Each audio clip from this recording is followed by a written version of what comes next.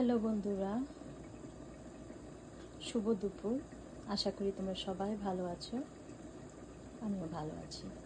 তো এখন তো শীতের মৌসুম, বাইরে প্রচণ্ড ঠান্ডা, বাতাস, বৃষ্টি এবং সামনে আমাদের এখানে স্নো পড়বে। তো ইউএসএ তো স্নো পড়াটা এটা স্বাভাবিক। অনেক স্টেটে অলরেডি পড়ে গেছে, আমাদের এখনও পড়েনি বা সামনে পড়বে। তো শীতের মৌসুমে সবাই তোমরা পিঠা খেতে পছন্দ করি। তা আমিও আজকে চলে আসলাম একটা নতুন পিঠার আইটেম নিয়ে, যেটা নাকি তোমরা দেখতে পাচ্ছ। আমি দুধটাকে জাল দিয়ে ঘন করে নিচ্ছি। এটাকে দুধ দিয়েছি আর এখানে কিছু স্পাইস দিয়েছি। তো এখন আমি যেটা ইনগ্রিডিয়েন্টসটা ইউজ করব, এটা হচ্ছে কনডেন্স মিল্ক। দেখতে পাচ্ছ, সুইটেন্ড কনডেন্স মিল্ক। আর এখানে হচ্ছে এভাপোরেটেড মিল্ক। তো এটা আমি এখানে অ্যাড করব এবং সাথে আমি এটাকে, তোমরা বলো তো আমরা কী করতেছি। আমি আশা করি তোমরা সবাই গ্যাস করতে পেরেছো আমি কি বানাবো এখন। তো এটাকে তোমরা যেটা ভেবেছো হয়তোবা সেটাই করতেছি। এটাকে আমি দুধ চিতই বানাবো। অনেকে বলে দুধের উপর যে পিঠা ওইটা করব। তো আমি পিঠাটা বানিয়ে এটার উপর আমি ঢেলে দেব। তো পিঠাটা বানাতে হবে আমাকে। আর ইন দ্য মেন টাইমে আমি এটাকে ঘন করে নিচ্ছি, দুধটাকে ঘন করে নিচ্ছি। আর সুইটেন্ড মিল্ক অ্যান্ড এভাপোরেটেড মিল্কটা এটা ইউজ করব। আর সাথে চিনি লাগলে পরে আমি চেক করে চিনিটা ওইভাবে দিব। মিষ্টি কতটুকু আমরা খাইতে পছন্দ করি ওইভাবে আমরা যার যার মিষ্টি অনুযায়ী দিতে পারো। তা আমারটা আমি দিয়ে নেব। তো তোমাদেরকে আমি দেখাচ্ছি আমি কি করতেছি। এরপর দুধটাকে আমি ঘন করে নিতেছি অলরেডি। তারপর পিঠাটা বানিয়ে পিঠার উপর ছেড়ে দেব এবং ওভারনাইটে রাখবো, যেন দুধটা পিঠার সাথে মিশে যায় এবং পিঠাটা সফট হয়ে যায়, যেটাকে আমরা বলি দুধ চিতই। তো তোমাদের সাথে আমি পুরোটাই শেয়ার করব। তোমরা আমার পাশে থাকো, দেখতে থাকো। আশা করি তোমরাও এভাবে বানিয়ে খাও। তোমরাও আমার সাথে শেয়ার করতে পারো তোমরা কিভাবে তোমাদের বাসায় দুধ চিতইটা বানাও। শীতের মৌসুমে তো সবাই আমরা এই পিঠাটা খুবই পছন্দ করি। প্লেন পিঠাও পছন্দ করি বা দুধ চিতই দিয়ে যেটা বলে সেটাও আমরা পছন্দ করি। তো আমার সাথে তোমরা শেয়ার করতে পারো। আশা করি তোমাদের সবার ভালো লাগবে। আমার তো নতুন নতুন ডেইলি দেখা মানুষেরটা এবং শেখা খুবই ভালো লাগে এবং আমি শিখে নিজে চেষ্টাও করি ওইভাবে করতে। তো আশা করি তোমরাও এভাবে আমাকে জানাবে। তো আমিও দেখতে পারবো তোমাদের মতো করে, তোমাদেরও আমি কমেন্টস করতে পারবো। তো দেখা হোক তোমাদের সাথে পিঠা বানিয়ে, যখন আবার বানিয়ে আবার এটার ভিতরে দেব তখনই তোমাদের সাথে আবার দেখা হবে।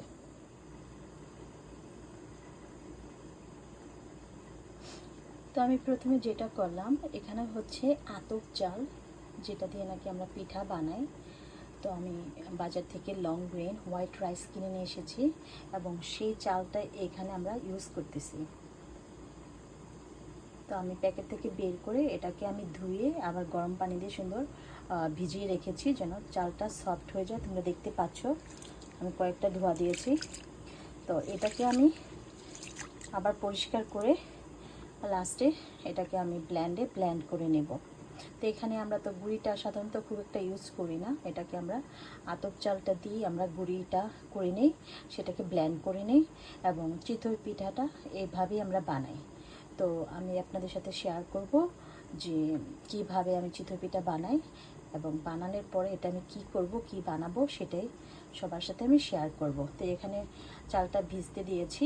এটা ভিজা হলে যখন একটু সফট হবে তারপর আমি এটাকে ব্ল্যান্ড করে নেব। অ্যাটলিস্ট 1 থেকে 2 ঘন্টা আমি ভিজিয়ে রাখি, তারপর এটাকে ব্ল্যান্ড করে নিই। তো ব্ল্যান্ড করে আমি চিতই পিঠাটা বানাবো, তারপরে শেয়ার করব যে আমি কি বানাচ্ছি। তো সবাই তোমরা আমার পাশে থাকো।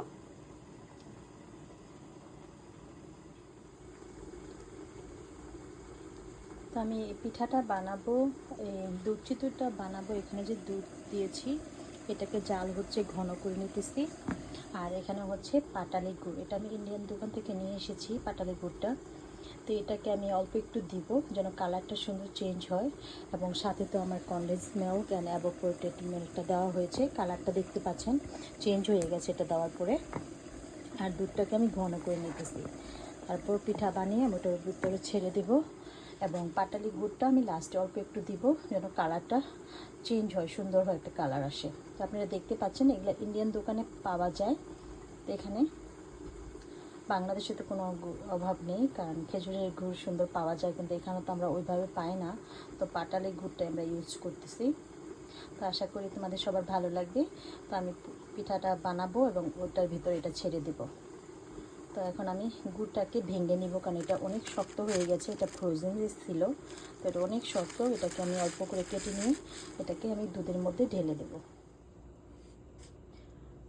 তো বন্ধুরা দেখতে পাচ্ছ আমি চালগুলোকে ব্লেন্ড করে নিয়েছি, এবং এটা হচ্ছে আমার ব্লেন্ডের আতপ চালের যে গুঁড়িটা, এটা ব্যাটারটা এরকম করেছি। দেখতে পাচ্ছ কীরকম পাতলা হয়েছে।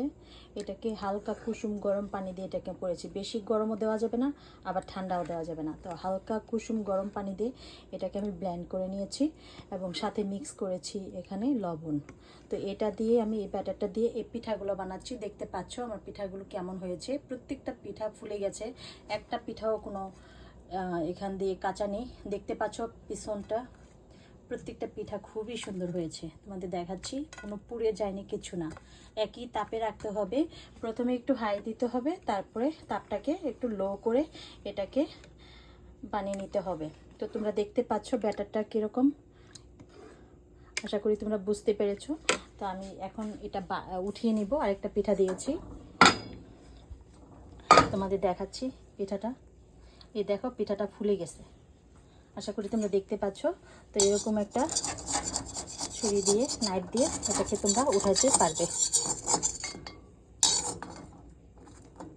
দেখো পিঠাটা কত সুন্দর হয়েছে, দেখো কত সুন্দর হয়েছে। তো আশা করি তোমরা বুঝতে পেরেছো যে আমি সাধারণত পিঠা কিভাবে বানাই। প্রত্যেকটা পিঠা খুবই সুন্দর হয়েছে, এবং পিঠা যদি সুন্দর হয় তোমার বানাইতেও ভালো লাগে। তো আমি এখন আরেকটা পিঠা দিয়ে দিব।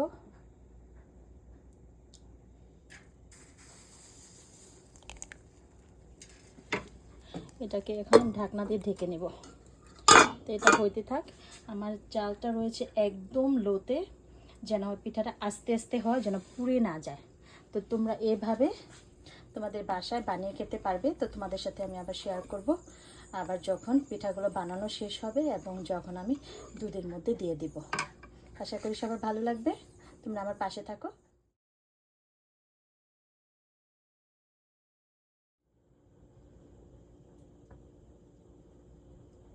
তো আমার চিতই পিঠাগুলো বানানো হয়ে গেছে। তোমরা দেখতে পাচ্ছ কত সুন্দর পিঠা হয়েছে।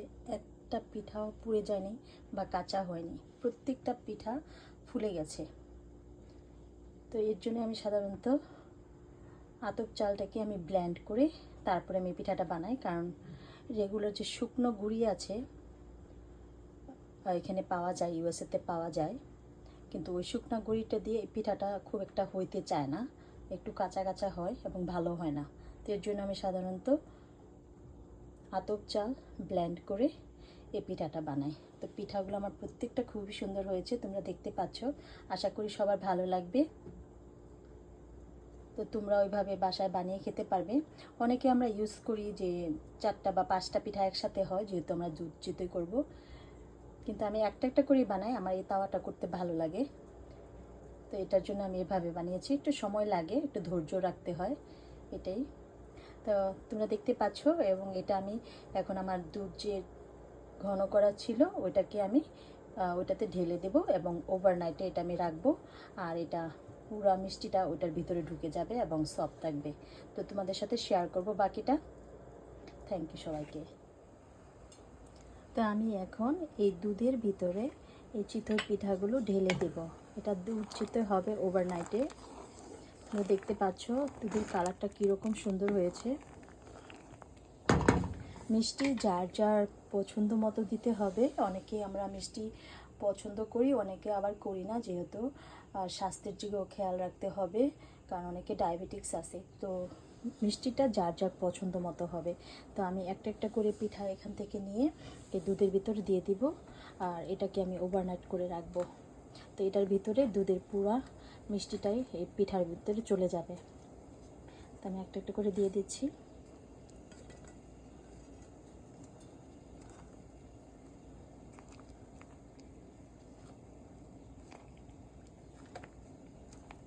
আর এই যে লিকুইডটা দেখতেছো তোমরা সবাই, এটা পিঠার মধ্যে ঢুকে যাবে সমস্ত কিছু।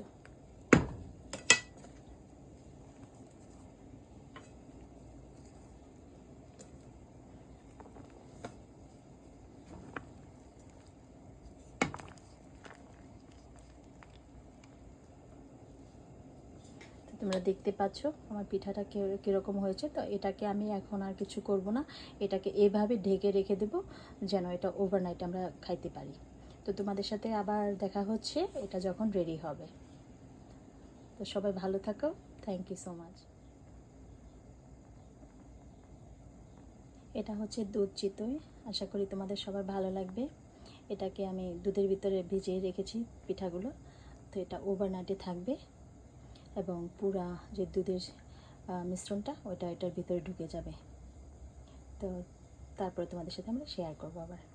তো সবাই এইভাবে বানিয়ে খেতে পারবে, ইটস ভেরি ইজি, বাট এটা একটু ধৈর্য সহকারে পিঠাটা বানাতে হবে এবং এটাকে ইনগ্রিডিয়েন্টসের সাথে মিক্স করতে হবে।